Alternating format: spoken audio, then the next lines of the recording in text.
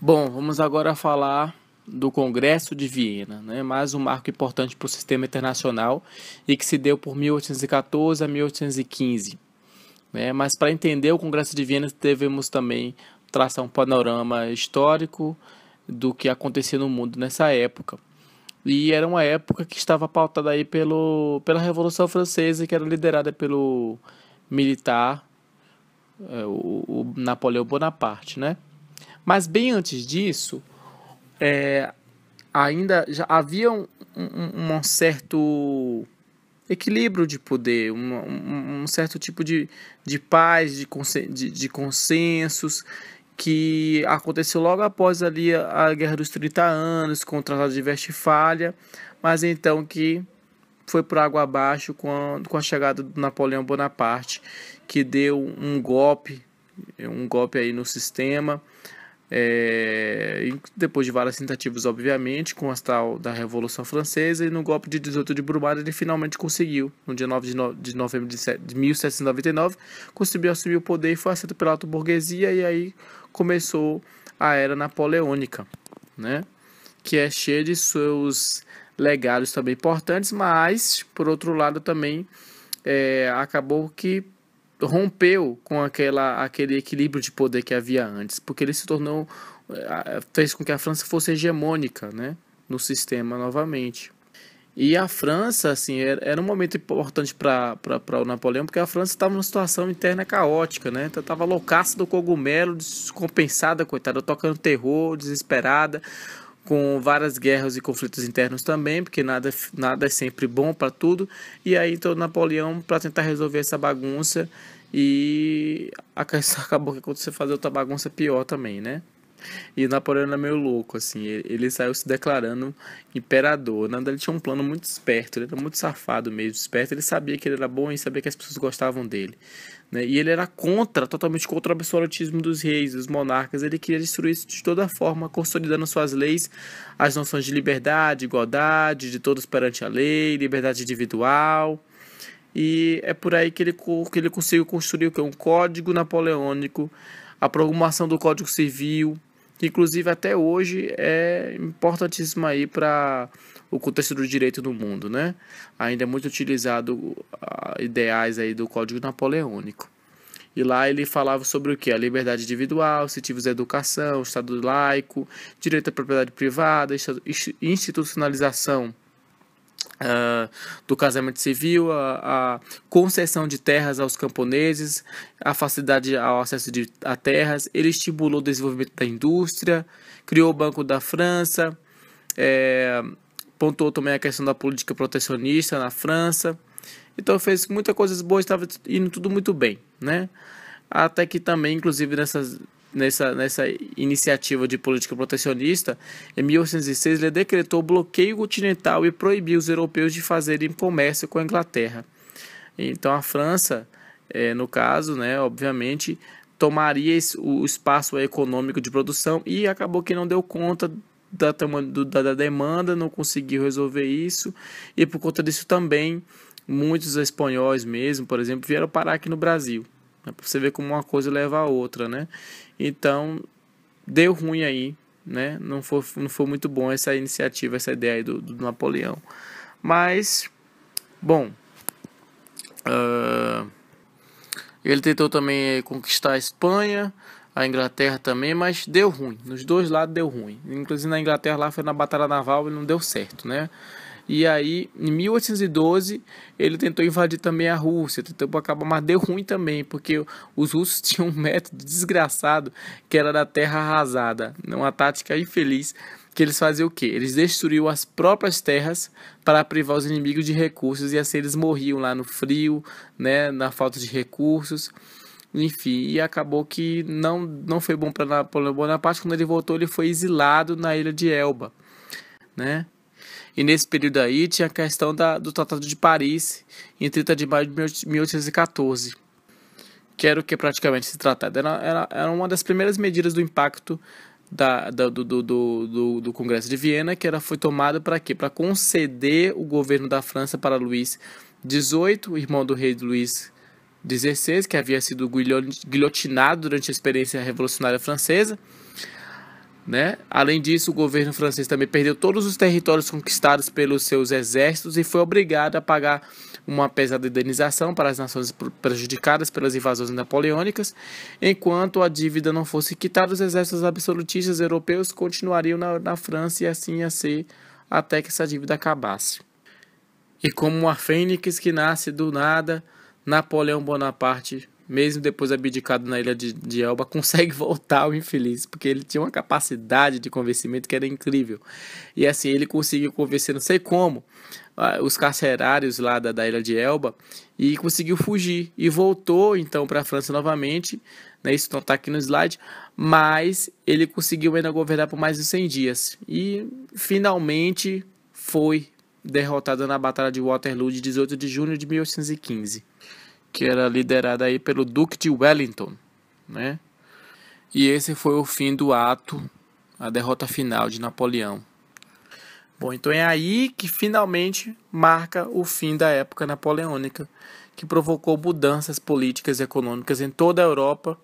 E então os países vencedores, né, eles se sentiram necessidade de sentarem, de selarem um tratado para restabelecer aquela paz que havia, né, antes na Europa, que eram os momentos de estabilidade, enfim, vividos naquela fase lá depois da Guerra dos 30 Anos, com o Tratado de Westfália e tal, de 1846, a partir dali. Então o interesse do Congresso de Viena era restabelecer aquela ordem. Bom, então quer dizer que então, o Congresso de Viena, ele surgiu logo então dos desdobramentos da derrota de Napoleão Bonaparte e tentava dissolver os impactos do liberalismo na América. Então aí os países responsáveis pela derrota do Napoleão Bonaparte resolvem se reunir nesse Congresso de Viena para redefinir os rumos da Europa. Até porque assim, aquele equilíbrio que havia desde 1846, 48, lá depois do Tratado de Westfália, então assim, havia sido rompido pelo Napoleão Bonaparte, e a tentativa é justamente essa, de redefinir. E esses países aí que derrotaram o Napoleão e que formavam o Congresso de Viena era o que? A Áustria, a Prússia, a Inglaterra, a Rússia e a França. Mas parece irônico, né, o fato da França também fazer parte do Congresso de Viena, mas não é por nada à toa também não, é questão estratégica de manter o inimigo perto. Brincadeira, não é isso não. Não, realmente era isso também. Mas também é uma questão de respeito, não era mais a mesma França de antes, né? O Napoleão Bonaparte já havia sido derrotado, então era a França o quê? Do Luís XVIII, né? Mas uma França respeitada como um Estado europeu, né? E que agora não era mais o Napoleão Bonaparte, era a França do Luís XVIII, entendeu? Já era outra França. Então o que você vai ver com o Congresso de Viena é uma restauração dos Bourbons na França, é uma restauração da monarquia. Aí por isso então, o herdeiro do trono, no caso o Luís XVIII, ele assume, né, a França, e o ministro que vai representar a França no Congresso de Viena é o ministro dos Negócios Estrangeiros, o Lord Charles Maurice de Talleyrand, né? Assim como de outros lugares também da Áustria, o príncipe Clemens Wenzel von Metternich, da Prússia, o príncipe Karl August von Hardenberg e chanceler Wilhelm von Humboldt, e o Reino Unido, que é lá no caso a Inglaterra, e secretário de Negócios Estrangeiros, o Visconde de Castelruch, e da Rússia, o imperador Alexandre I. E o Congresso de Viena, ou seja, era onde? Na Áustria, né? Ou seja, a Áustria aí sendo como o principal país, do caso do principal integrante aí que estava preocupado com essa questão do sistema internacional, né? Então a gente enxerga o Congresso de Viena como o quê? A reunião das forças conservadoras europeias para colocar um fim nas conquistas liberais napoleônicas e restabelecer o antigo regime que ele rompeu, né, com as suas ideias liberais e tal, e toda aquela questão da Revolução Francesa. É como se tentasse apagar o que aconteceu de 1789 até 1815, de tudo que Napoleão Bonaparte fez. Aí que a gente pergunta, então se no caso ia voltar para um modelo lá de mais conservador, o que a Inglaterra está fazendo no meio aí, se a Inglaterra é liberal, né? Mas, obviamente, a Inglaterra não tinha muito o que dizer, porque todos os outros votaram para o regime anterior, inclusive a Áustria, a Prússia, a Rússia, até a França também, e a Inglaterra nada podia fazer em relação a isso. A não ser o quê? Participar do Congresso de Viena, justamente para poder saber o que está acontecendo, né, e evitar que algum tipo de mudança que seja decidido no Congresso de Viena venha afetar aí os seus interesses também. Então, justamente ela é forçada a participar, né, a ter que aceitar, né, e justamente participa para isso, para que os seus interesses não sejam comprometidos aí pelas determinações do Congresso de Viena e das definições dos outros países da Europa. Bom, aí o Congresso de Viena também, ele se consubstancia também de um sistema de congressos, né, que foram realizados aí na França, Áustria, em vários países em momentos diferentes. E um deles, no caso, que era o que aconteceu em Aix-la-Chapelle, na França, em 1818, foi um outro também que faz parte do Congresso de Viena, que é o Congresso de Aquisgrão, né? E bom, as potências que participaram foram as quatro principais: o Reino Unido, Áustria, Prússia e Rússia, que era o que para eles tentavam decidir a questão da retirada do exército de ocupação da França napoleônica, e também para discutir a natureza das modificações que seriam introduzidas em consequência das relações dos quatro poderes em relação uns com os outros e coletivamente com a França e tal. Então, o Congresso foi parte da série de conferências do Congresso de Viena, né? O Congresso da Europa, o Concerto da Europa, que é a mesma coisa. Nesse congresso aí, de Aix-la-Chapelle, que é a mesma coisa que Congresso de Aquisgrão, né? Eles também conseguiram assim, meio que reduzir aquelas obrigações impostas pelo Tratado de Paris de 1815, que envolviam manter um exército aliado na França e outras reparações também. A ocupação foi formalmente encerrada na Conferência de 30 de setembro de 1818, até 30 de novembro foi a evacuação, estava totalmente completa, né? Então aí o representante francês Duc de Richelieu conseguiu que a França fosse admitida como um parceiro importante dos fóruns de discussão europeus e a posição da França como uma potência europeia, então restaurada. Bom, e em 1819 teve então também esse congresso aí de Carlsbad, né, que em alemão aí eu não sei como é que fala, mas enfim, foi deliberado então aí algumas conferências ministeriais que foram realizadas aí nesse período de 1819, de 6 até 31 de agosto de 1819, e eles tiveram assim como medida principal controlar e reprimir as tendências liberais e nacionais no pós-napoleônico na Alemanha. Já o Congresso de Trumpeau, de 1820, que aconteceu na França, exatamente lá pelo período de 19 de novembro, com um protocolo que foi assinado também nessa época, tinha por objetivo que discutir meios para reprimir a revolução em Nápoles, que começou em julho de 1920.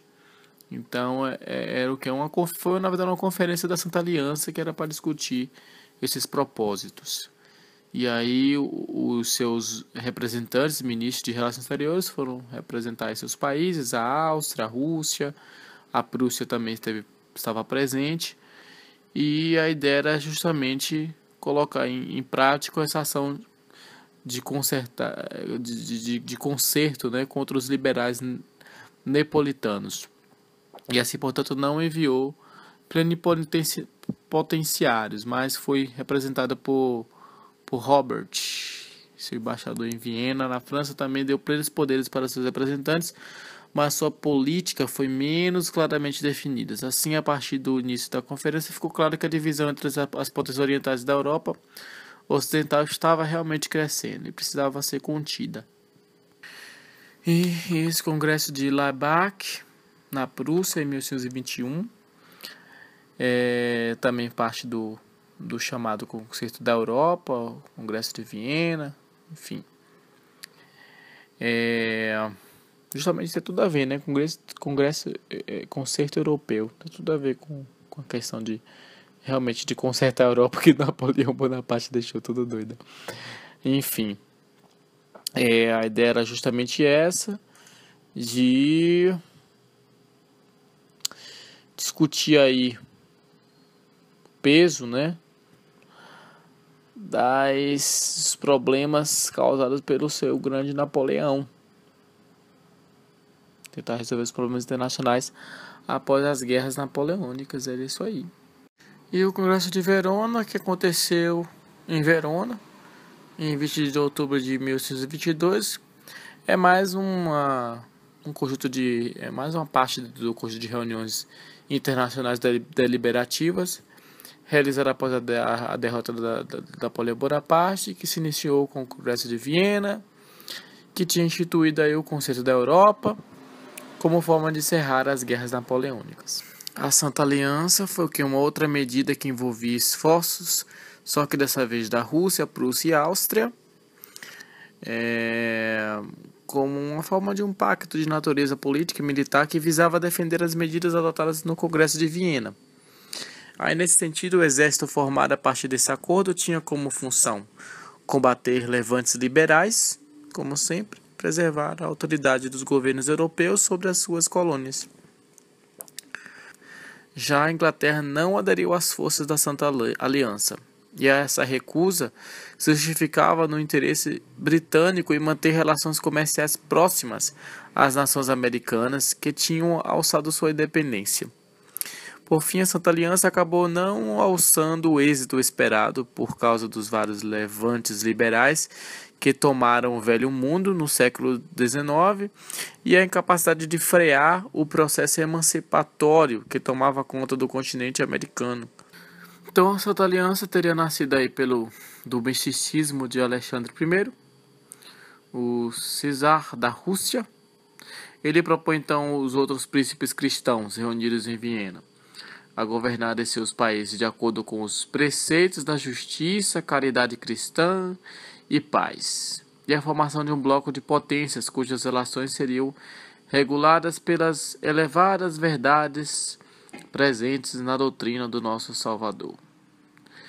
Bom, então com essas interferências aí do chanceler austríaco Metternich, a Santa Aliança foi apenas um instrumento da restauração monárquica e foi escolhido o nome da Santa Aliança para designar esse bloco militar que se estendeu até as revoluções europeias de 1848. O Alexandre I, ainda lá em 1815, né, ele oficializou aí propôs ao rei da Prússia um documento feito em nome da Santíssima Trindade para reunir as potências cristãs, ortodoxa, protestante, católica, todos, a preservar a Europa de tendências revolucionárias. A aliança aí foi que formada entre o Império Austríaco, Grã-Bretanha, Reino da Prússia e Império Russo.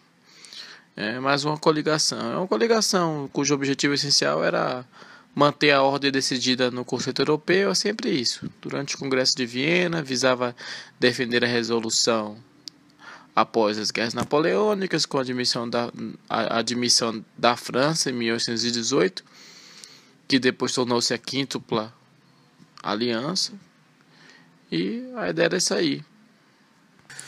Bom, então é isso. O Congresso de Viena então é considerado o ponto de partida que marca as modernas relações internacionais, opinião partilhada por especialistas de peso. Esse grande processo aí é chamado de concerto europeu, que é o concerto entre as nações, em uma tentativa de restaurar o antigo regime e deter o avanço do modelo liberal, que se configura justamente o oposto, uma sociedade industrial que consolidou o liberalismo. E aí a questão só para ressaltar que essa palavra aí, concerto, com C, derivada do verbo consertar, ao invés de concerto com S, ela não denota reparo ou emenda ou algo do tipo, e sim ela significa uma ordem mesmo, uma harmonia. Ela passa a ideia de concórdia entre as nações participantes, e isso que se chama concerto europeu, é uma concórdia, é um sistema de concórdia né, de nações, de grandes nações.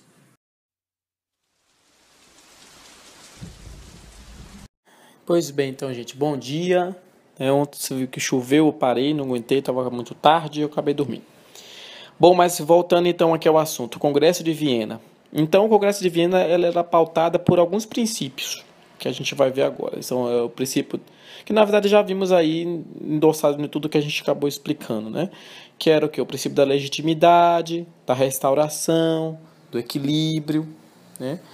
E fazendo-se entender esses três princípios foi que se determinou as divisões de territórios, que é o do Reino Unido que ficou com Cabo, Malta e Ceilão, Rússia ficou com a Finlândia, a região lá da Bessarábia, da Polônia, a Áustria ficou com os Balcãs e a Polônia, e a Prússia ficou com Westfália, Saxônia e Polônia. Mas vamos tentar entender um pouquinho, porque cada palavra dessa é como se tivesse ali uma formiguinha querendo morder a gente, entendeu?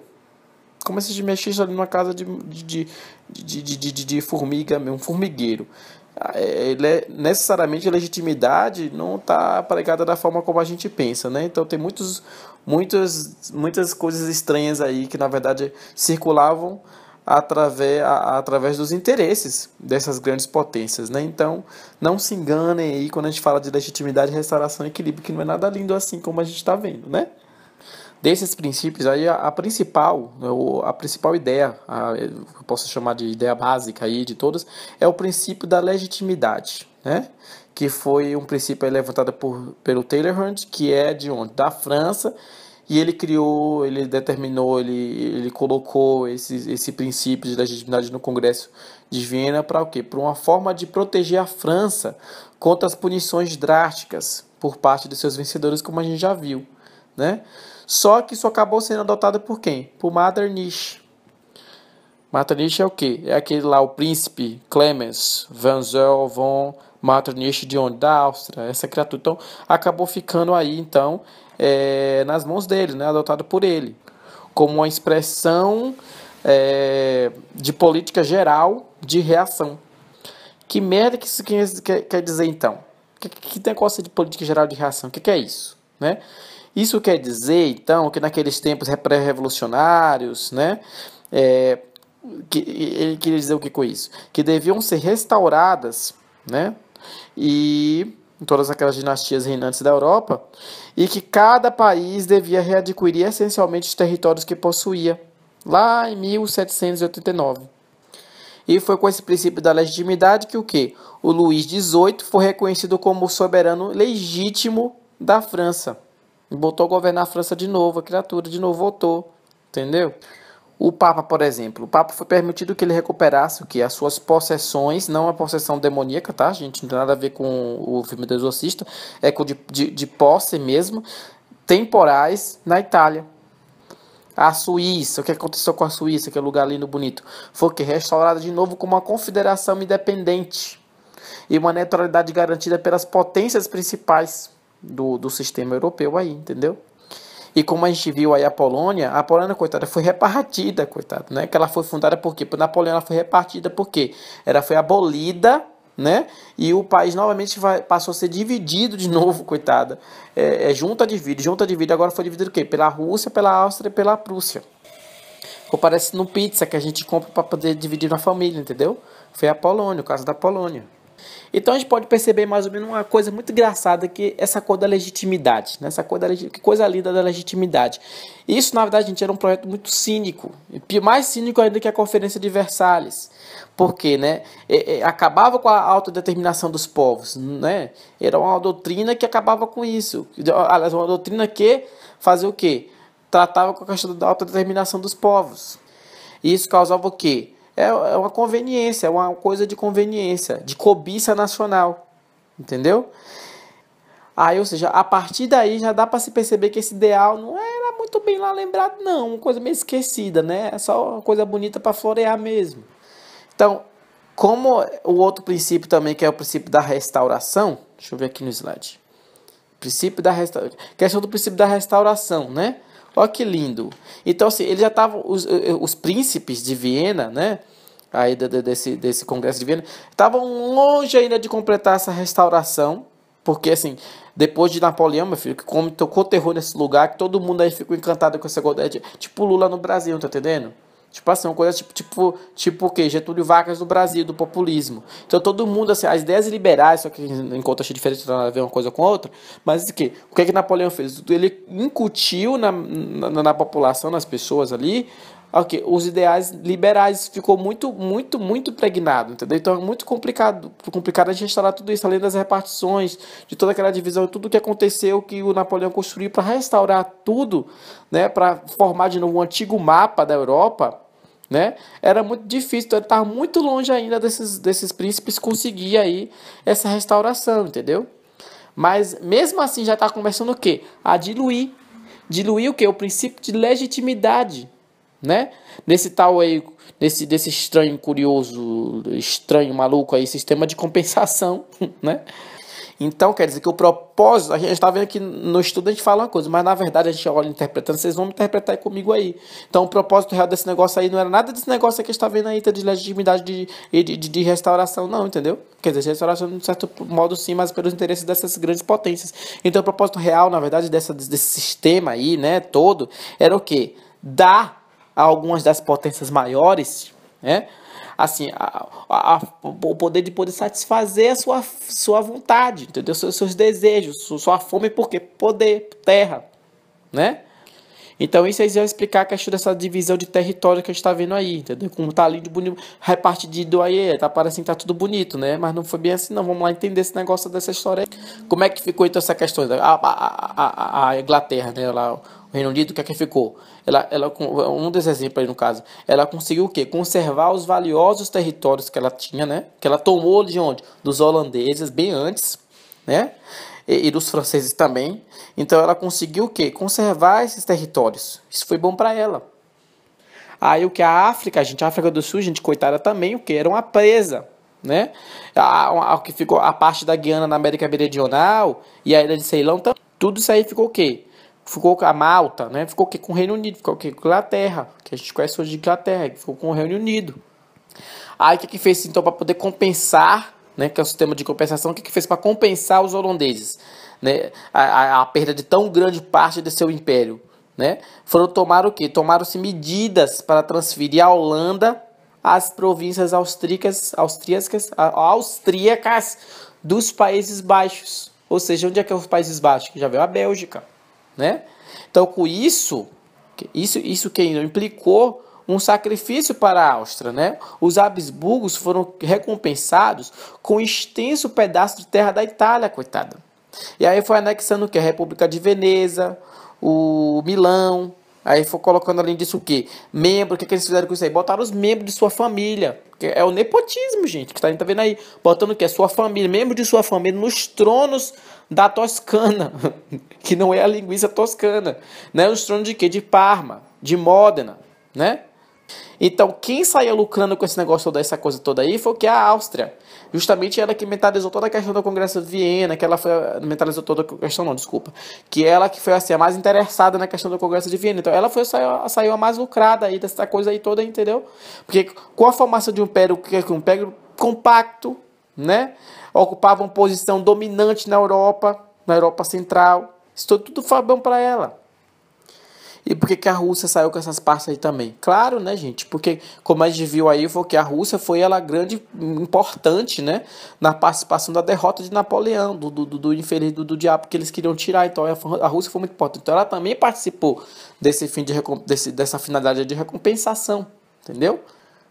Aí, o que ela ficou, então? Ficou com o quê? Com a Finlândia. Então, até uma amiga lá na Finlândia que mora lá, não sabia dessa história, não. Ficou com também é o quê? A tomada da Suécia também, né? Foi indenizada também com a aquisição da Noruega, a tomada da Dinamarca. Então, assim, vamos tentar entender uma coisa. Tudo isso aí, na verdade, é o quê? Um grande arranjo, né?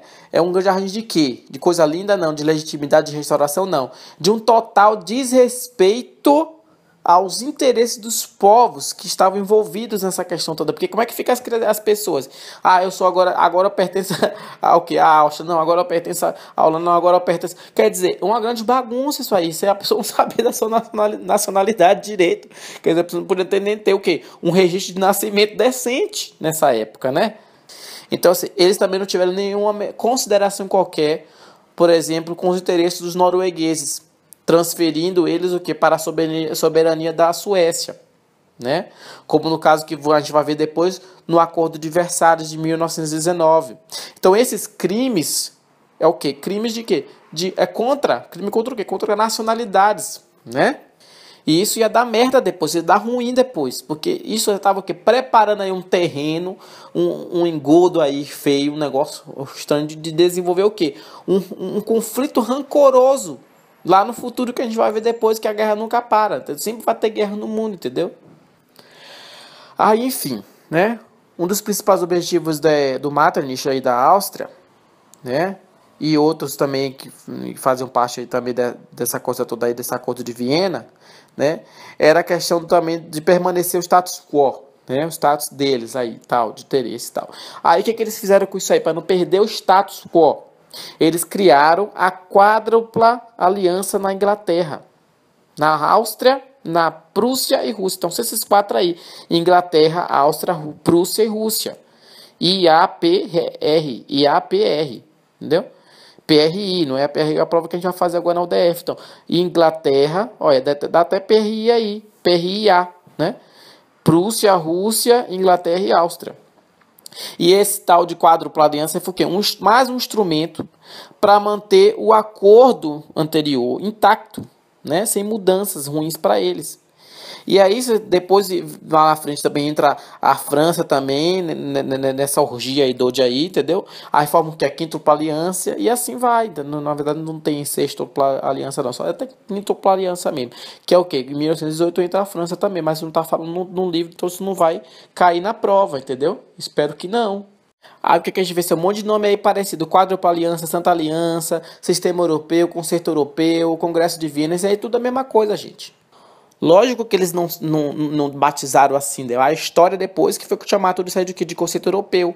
Então essa aliança toda aí que foi formada aí, ela é denominada hoje concerto europeu. Porque, como eu falei, o quê? Não é de consertar a Europa, é de concórdias, né? É um grande concerto, ou seja, um grande concórdia das grandes potências, né? Que elas se comprometiam o quê? A cooperar na supressão de quaisquer distúrbios decorrentes de tentativas dos povos, né, para depor os seus governos legítimos, que eles legitimaram, né? Ou então, por exemplo, como mudar as fronteiras internacionais. Então, assim, no espírito aí, né, dos liberais e nacionalistas da época, a quíntupla aliança, né, era muitas vezes até confundida com outra combinação, para você ver que não era uma coisa assim, né? Não tinha como eles batizarem tudo dessa forma. Mas a história quer fazer isso, eles não sabiam. Então, assim, era confundido naquela época, com outra combinação também nascida de acordo com Viena. Então, aí o que é o quê? Que eu tô querendo falar o quê? Confundia com o quê? Com a Santa Aliança, né? Confundia muito com a Santa Aliança, que é um produto do quê? Do idealismo sentimental do czar Alexandre I, como já viu, né? Com aquela questão da coisa cristã, né? Da restauração, da colonização que a gente já viu. Aí o que Alexandre I queria com essa santa... Todo mundo já está dizendo tudo, gente. Santa Aliança, quer dizer, coisa cristã, coisa de quê? De coisa de divindade, né? Então, assim, lá o Alexandre ele propôs o quê? Que os monarcas da Europa tomassem como seu único guia os preceitos de justiça, caridade cristã e paz. Que se baseassem o quê? Nas relações internacionais, que isso que fosse basear as relações internacionais a partir disso aí, bem assim como o tratamento dos seus súditos, de sublimação, né? Das sublimes verdades ensinadas pela santa religião, nosso Salvador Jesus Cristo, e assim vai. Mas nenhum dos seus reais colegas o tomou a sério, assim, ele não foi muito lá, não foi muito com a cara deles com essas coisas, o verso todo não, entendeu? Embora muitos tivessem assinado o ajuste proposto por ele, né, desse ajuste tudo da questão da Santa Aliança, do Alexandre I, tendiam a considerar aquilo tudo como um palavreado muito místico, muito cheio de flu-flu-flu, de coisinha. Então, o fato, na verdade, é que a Santa Aliança nunca passou de uma série de votos piedosos, né, de piedade, assim, por ele mesmo, entendeu? Então, a verdadeira arma garantidora do triunfo da reação não foi a Santa Aliança, na verdade, foi o quê? O concerto europeu no todo, entendeu? Bom, enfim, então, assim, os objetivos dessa quíntupla aliança, né, que é a mesma coisa do conceito europeu, quando entra a França, lá em 1818, foram o quê? Conseguir, principalmente, fazer o quê? Uma série de congressos internacionais que se reuniram entre 1818, como a gente está vendo as datas aqui no slide, e 1822, e ao todo foram esses quatro sistemas aí de congressos, que é o que eu já falei agora, do Aix-la-Chapelle em 1818, do Tropal em 1820, do Laibach em 1821 e o que teve em Verona, e na Itália também em 1922, e são os principais, entendeu? São os principais congressos que aconteceram, né? Mas você vê que assim, no primeiro, né, do Aix-la-Chapelle, ainda tinha um caráter muito daquela questão lá do Tratado de Paris, né? Era mais aquela questão ainda do Tratado de Paris, ou seja, ainda muito insípido, muito iniciante ainda, mas foi nesse segundo, se a gente for analisar as coisas que tiveram discussão no segundo, que foi revelar o quê? Descaradamente, inclusive, assim, né, o caráter principal dessa aliança, desse concerto, né, que era justamente o quê? Firmar o quê? Uma destruição mesmo, de repressar, né, o quê? Através da força das armas, né? Qualquer revolta que fosse capaz de ameaçar a estabilidade da Europa. Então era isso, inclusive mesmo que seja do seu próprio povo, com suas ideias liberais. Então essa política de intervenção chegou a ser posta em prática em duas ocasiões diferentes, né? Que foi que após uma insurreição no Reino das Duas Sicílias, né, em que o monarca Bourbon, Fernando I, foi obrigado a jurar fidelidade a uma constituição liberal, e Metternich convocou o Congresso de Laibach em 1822. E aí sim, é muita história dessa questão desses congressos aí, entendeu? Depois a gente vai voltar nesse congresso novo, porque tem muita coisa interessante nesses congressos. Então a parte triste de tudo isso, gente, que um monte de gente apaixonada aí pelos ideais liberais. Tava vendo tão lindo lá quando Napoleão Bonaparte participou com essas ideias liberais, nacionalistas e tudo e tal, de acabar com o absolutismo, com a monarquia. Foi o que aconteceu aqui com eles, depois desse conceito europeu. Tudo morto, gente. Morreu tudo, entendeu? É o que era praticamente a ditadura do Brasil aqui, gente. Todo mundo morreu. Mesma coisa, exatamente a mesma coisa. Na Alemanha mesmo, os estudantes das universidades lá, eles se organizavam em sociedades secretas e participavam de agitações, de coisas tudo assim, contra os regimes, esses regimes odiosos. E o que aconteceu com eles? Morriam também. Então esse sistema todo aí lá que deu ideia lá pelo Metternich, né, essa coisa toda aí, começou a ir por água abaixo, gente. Muita guerra, muito sangue, muita coisa. E não teve só esses contextos que a gente está vendo aí, não. Porque a gente está falando só de tratados. Mas tem muito fato aí que está aí omitido aí dentro dessa questão toda, entendeu? Que foi acabando o quê? Foi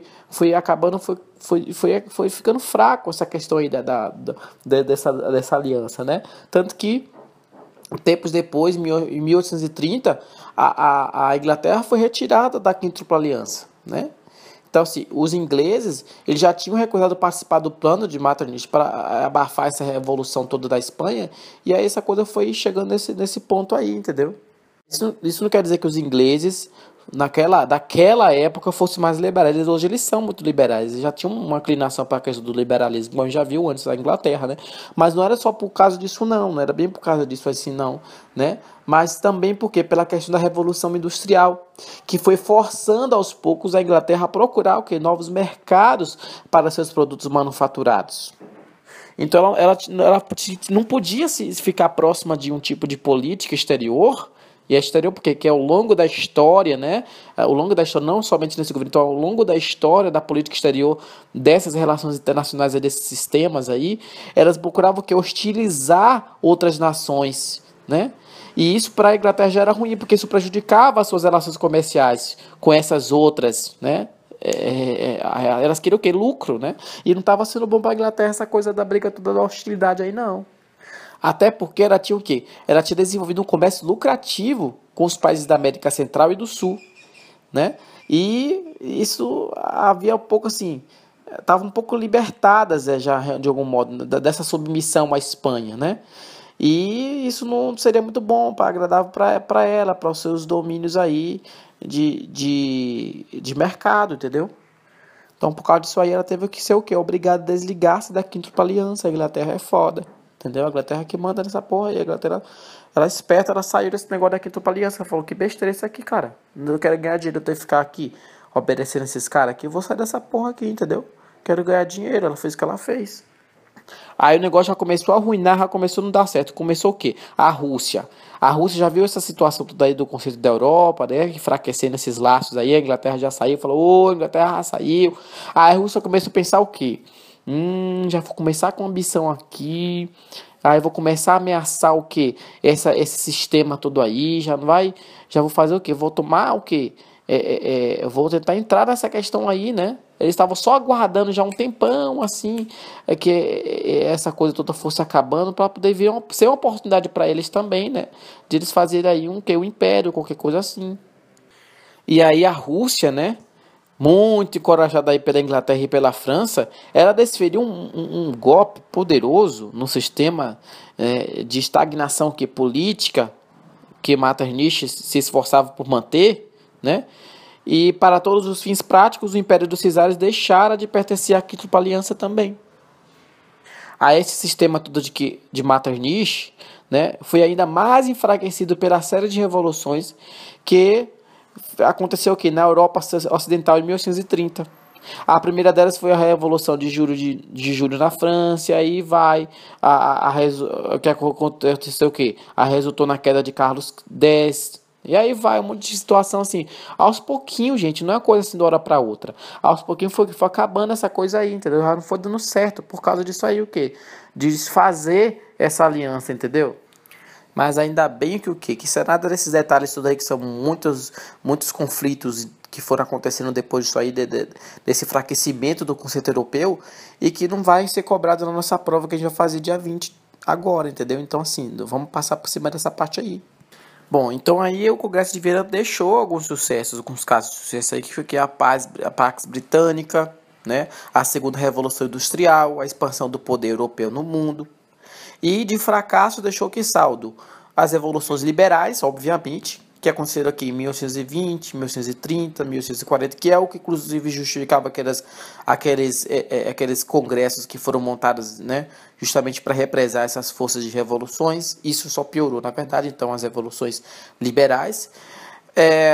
Fruto dessas revoluções também, como o fracasso do Congresso de Viena, foi que a unificação alemã e italiana. Começou-se aí também uma discussão da questão armamentista, né, da corrida armamentista, e houve também uma evolução de uma guerra sistêmica, né, que foi se dando aí ao longo do tempo, ao longo do período que estava aí pautado as questões, né, dos ideais aí de princípios do Congresso de Viena, toda essa questão aí toda, que começou com quem? Com Napoleão Bonaparte, entendeu? E é isso aí que dá, a história acaba aí. Quer dizer, não acaba aí não, continua em próximos capítulos. Bom, então vamos revisar então esse sistema de congressos aí então, né, que é o mais importante. Que era o quê? Tinha como principais objetivos aí o quê? A conter as revoltas liberais, né, na Europa. Como já vimos várias vezes. Então o congresso de Aix-la-Chapelle, que eu não sei se é Aix-la-Chapelle, mas que também pode ser chamado de Aquisgrán, que ocorreu em 1818, tinha como objetivo, bem prático assim, o que? A evacuação das tropas estrangeiras que ocuparam a França, né? A França que inclusive foi que deu ideia desse negócio aí, desse congresso, a admissão da França na Liga Monárquica, foi então aí, em 1818, que já vimos várias vezes, que formou que a Quíntupla Aliança, que era agora entre França, Áustria, Prússia, Rússia e Inglaterra. E então a renovação da política da intervenção onde ocorressem revoltas, né? Aí agora depois também tem a Conferência de Carlsbad, de 1819, que o quê? A Áustria. A Áustria ela convoca uma reunião de príncipes alemães em Karlsbad, que é na Boêmia, né? Visando o quê? Diretamente a agitação estudantil nas universidades. Aí ficou estabelecido o quê? A proibição da associação de estudantes, a espionagem política a estudantes e professores, a censura à imprensa, é praticamente uma ditadura. A criação de comissão para investigar complôs contra o governo e tudo isso aí, a gente viu o que é que deu, né?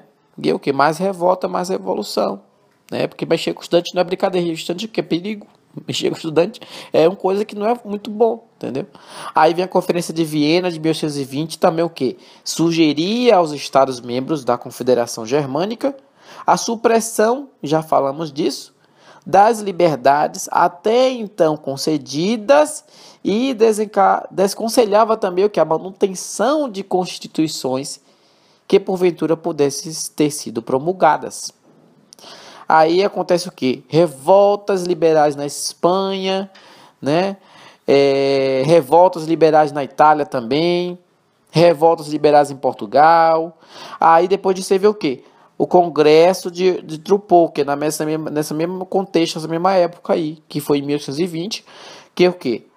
Por questão das revoltas da Espanha e da Itália, que provocou a reunião do Congresso de Trupô. Então, o Trupô tem a ver com essas revoluções que aconteceram na Espanha e na Itália, que a política de intervencionismo, então, foi explicitamente formulada de novo. Nessa ocasião, né, o representante britânico, ele retira a Inglaterra da quíntupla aliança, como já vimos, especificando o direito de autodeterminação e não intervenção nos assuntos internos dos estados. Então a Inglaterra falou assim, então eu não vou participar, então ninguém pode intervir no meu assunto interno aqui, entendeu? E ela saiu. Aí vem o quê? Em Congresso de Laibach, em 1821, esse congresso que formaliza a intervenção na Itália, né? Olha, vamos atacar a Itália agora, vamos o quê? Vamos assinar aqui, podemos atacar a Itália? Podemos. Aí foram atacar a Itália.